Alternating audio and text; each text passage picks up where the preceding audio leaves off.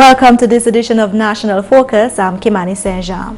Coming up, Dominica leader calls for more investment from the Diaspora.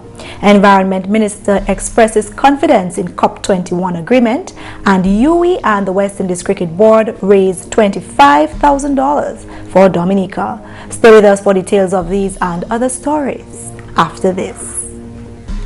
Introducing the Government of Dominica Internal Directory mobile app, available for download from the Google Play Store, One Mobile Market, and the Government of Dominica's website.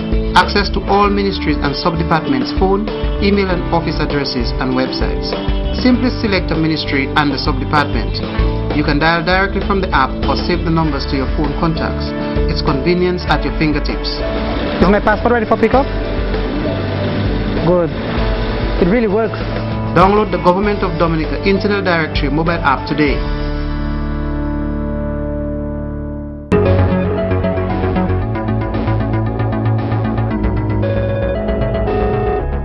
Thanks for staying with us.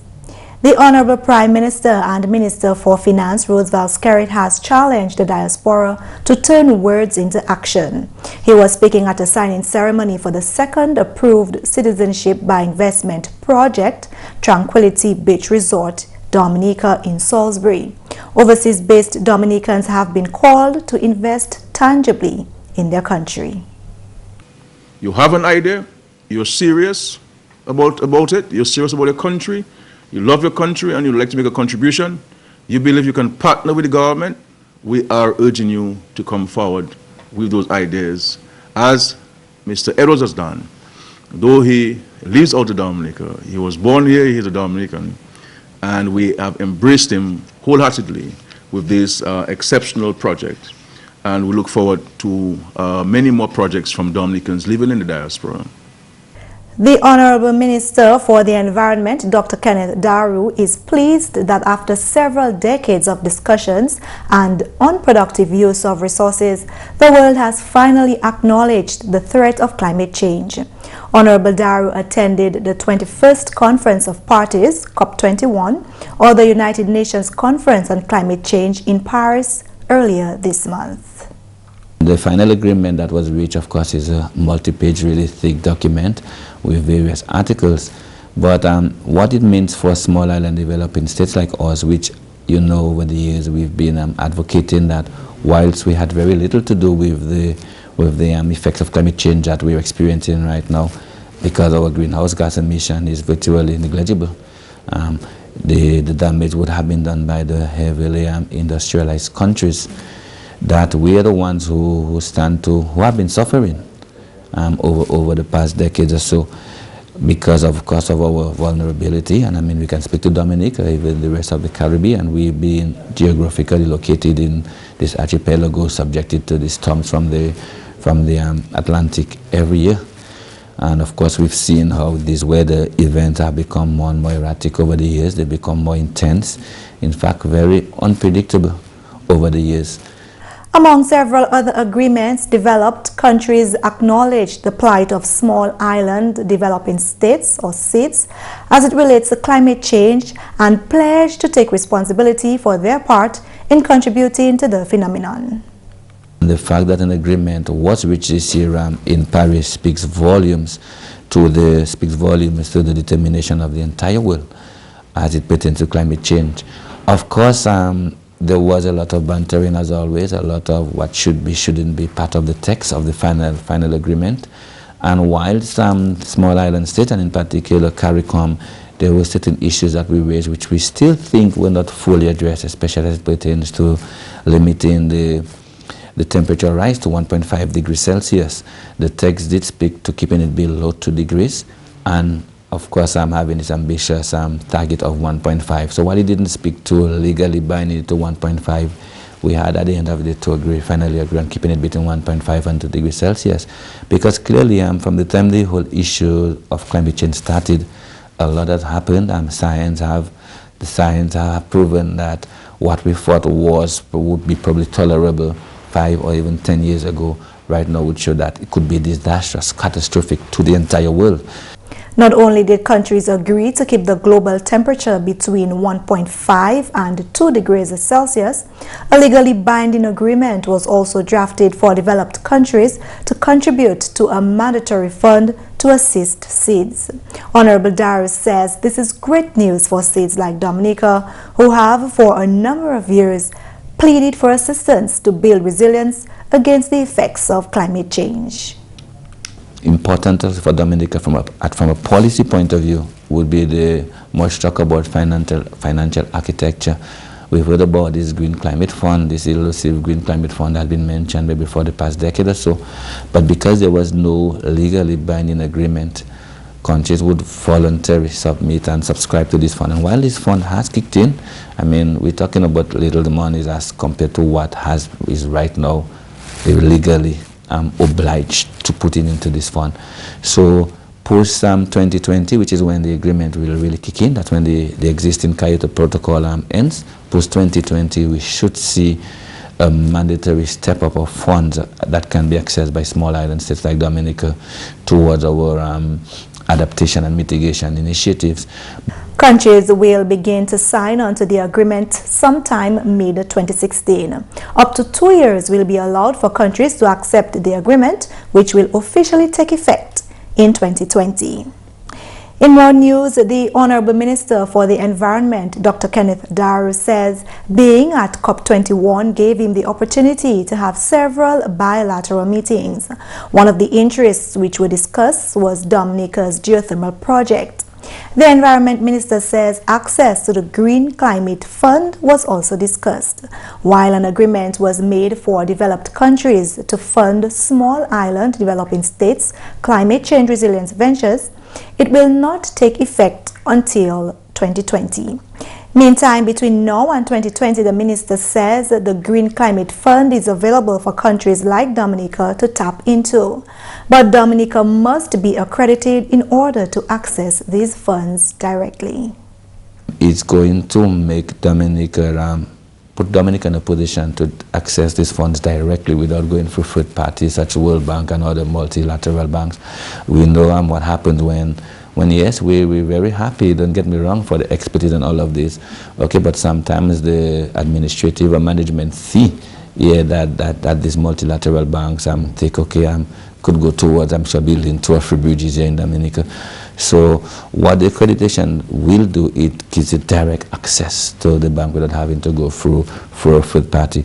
But of course, because of the substantial, potentially rather substantial sums of money that are going to be involved, the accreditation process is a bit rugged, a bit rigorous, and we have because these people who are going to be putting billions of dollars in, we're talking about $100 billion US dollars going to be pledged in yearly.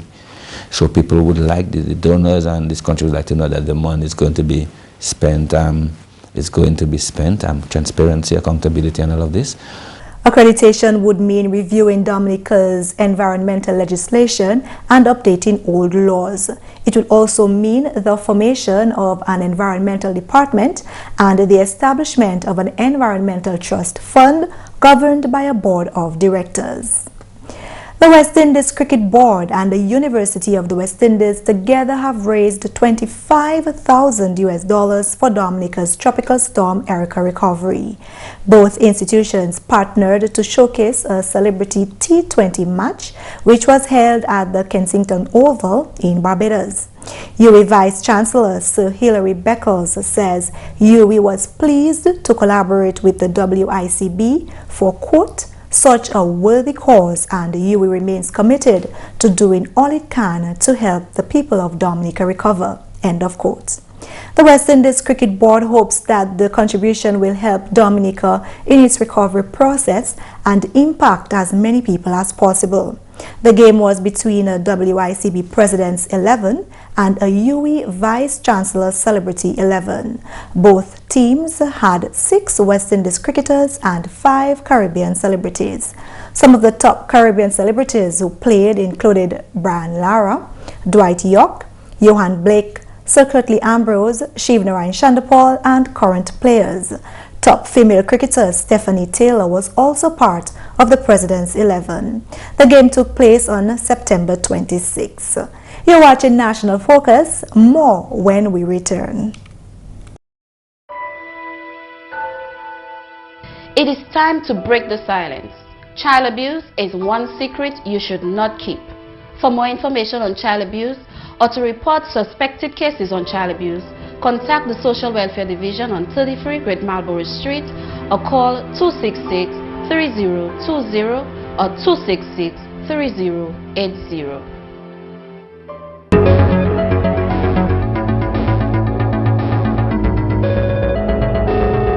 Welcome back.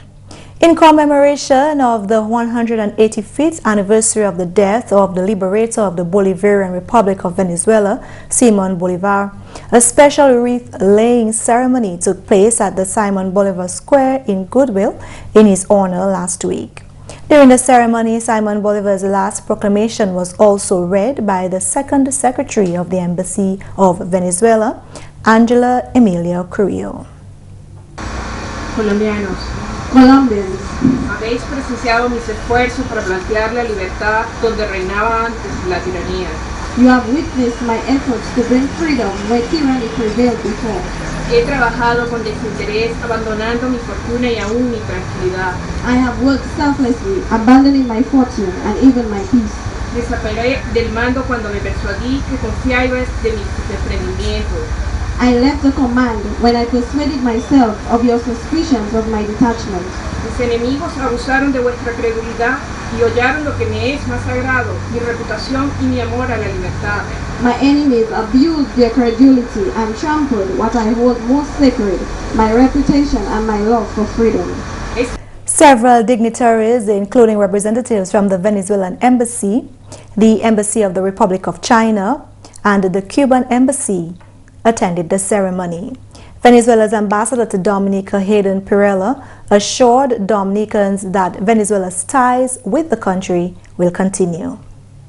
Alegres estamos nosotros, happy we are, aunque estemos conmemorando la muerte de un hombre como libertador, even that we are commemorating the death of a man like the liberator. Siempre estamos alegres, we are always happy, porque por los pensamientos de él, because his thought, hemos construido una Venezuela. We are building a Venezuela. Una Venezuela, a Venezuela, que en los actuales momentos, and in this moment, estamos atravesando por muchos problemas. We are having many problems. Pero but no hemos parado nuestros compromisos internacionales. We never stop our international commitment.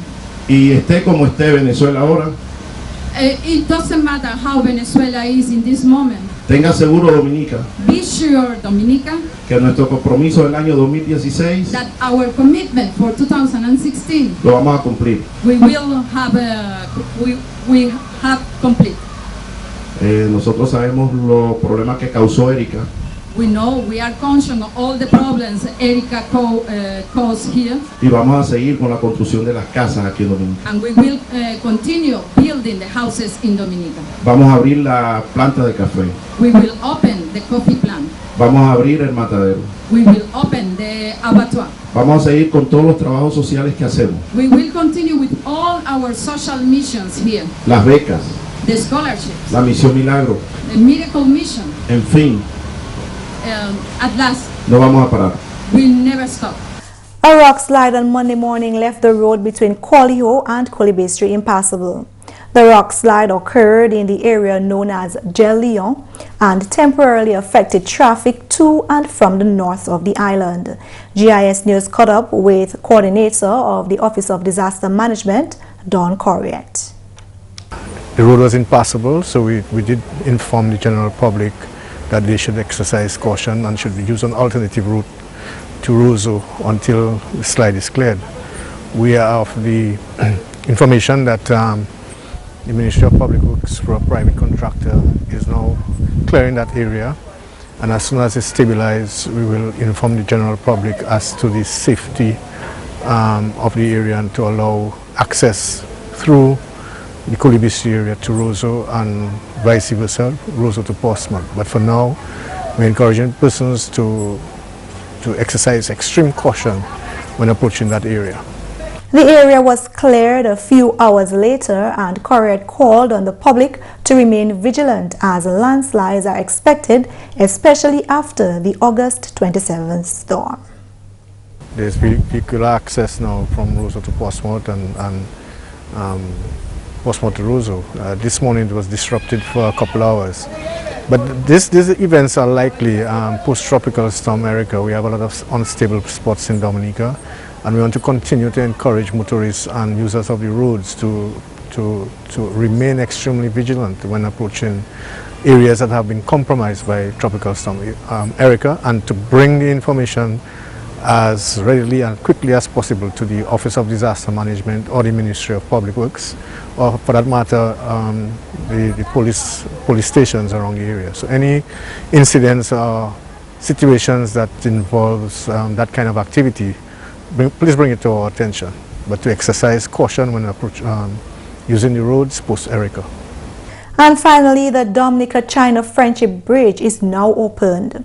The bridge suffered significant damage during the passage of Tropical Storm Erica on August 27th and was shut down for repairs. The Friendship Bridge is now reopened, leading to less traffic congestion in Roseau, thanks to all who worked hard, Minister of Tourism and Urban Renewal Robert Tong said on his Facebook page. The bridge was officially commissioned in January 2012. The $8 million bridge signifies the ongoing friendship between the governments of Dominica and China. At the official commissioning, Honorable Prime Minister Roosevelt Skerritt described it as an important piece of infrastructure in Dominica's road network. The Dominica leader said government continues to make all attempts to bring the country's road network to an acceptable standard. And that's the English news. Coming up next, Creole Highlights with McPherson St. Luce. Allô tout le monde, bienvenue à ces nouvelles en créole. Non, moi, c'est McPherson St. Luce. Premièrement, je parle de pour Kachakou, Honorable Ian Pinard, qui a facilité un programme pour pêcher en salam. Programme ça là qui voit pêcher taper bateau pour ça travail. Nous avons un programme en constituency, là nous avons fait 8 bateaux et puis bateau fiberglass et puis un engine et puis en année qui va venir, nous avons 8 fishermen à constituency et puis bateau ça. Vous qui signé un contrat pour 3 années et puis vous pour payer 350 tous les mois pour 3 années un contrat que vous signé. Pour dire que pour payer pour bateau ça. Mais là, vous finissez après 3 années, bateau c'est ça. Mais nous qui prenons l'argent ça pour investir pour faire d'autres bateaux, pour d'autres fishermen qui tapent. So, le barrage là, nous avons fait pour la poète souffrir Kachakou et puis Galion pour souffrir constituency. En la nouvelle, chef officier des arts, M. Don Corrient, qui a fait parole qui mouvement fallement qui prend place en Gel Lyon, ces bagailles moun sont expectés depuis court temps Erika déstabiliser l'occasion qui est vulnérable. Corrient qui a créé à ces moun voiture pour porter attention pendant qu'ils voyager à ces l'occasion comme ça qui est bien vulnérable.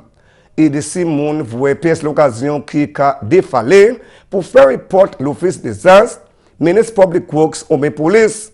Chemin là, viwe ouvert pour moun serving, mais yo supposé porter attention pendant yo ka voyager l'occasion ça là. En la nouvelle, moun notre pays qui mérite mener bagay ou entrer pays là pour Noël, supposé obtenir un permis au département quarantine. Parole ça là sorti au chef département salam, M. Ran Ansem. Eh bien, vous savez, l'autre pays qui l'est venu, nous avons dit, vous allez à le website gouvernement, email nous, nous qui travaillons pour nous voir un import permis aussi. So encore travailler ministre agriculture pour nous garder comment nous pêcher ces maladies ça, on travaille nous ça un bon Noël. Et puis finalement, agrément pour développement un gros hôtel en Baoué, Luxury Hilton Development ça c'est gouvernement Dominique c'est agrément ça là et puis non business M. Ian Edwards. Projet ça là c'est deuxième pour taper pouvoir du gouvernement en bas Citizenship by Investment Program. Projet ça là qui bâti en bas Brand Hilton Curio Collection, un groupe grand hôtel qui établi en la terre. C'est vraiment on est déjà pour place pour l'autre gros projet en Cabrit Kempinski Resort. gros projet Bawi là qui bâti assez 6.8 ak terme assez cause en Bawi. Guest qui t'a pris opportunité pour un jouer spa, gym, restaurant et puis l'occasion en conférence. Premier ministre Honorable Roosevelt Skerritt, quand il a assez moun West Coast de pays là pour prendre l'avantage grand projet ça là.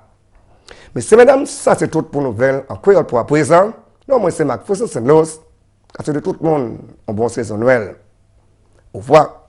Christmas is just a couple days away. Coming up next, a tip for a stress-free holiday. Draw up a budget and gift list before you shop. This will ensure even distribution among, say, your children or your grandchildren and eliminate aimless shopping expeditions. Organize lists by category: clothing, electronics, toys. So you'll have to make only one trip to each store. And do this early. If you are like me, you will want to avoid the Christmas Eve rush. And that's all for this edition of National Focus. We always welcome your suggestions and comments. Drop us an email at gis@dominica.gov.dm or visit our website news.gov.dm. Like our Facebook page, facebook.com/GIS News Dominica, and follow us on Twitter at GIS Dominica. You can also catch up on past National Focus newscasts on our GIS Dominica YouTube channel. From all of us here on the GIS News production team, I'm Kimani. Thanks for watching, and join us again next time on National Focus.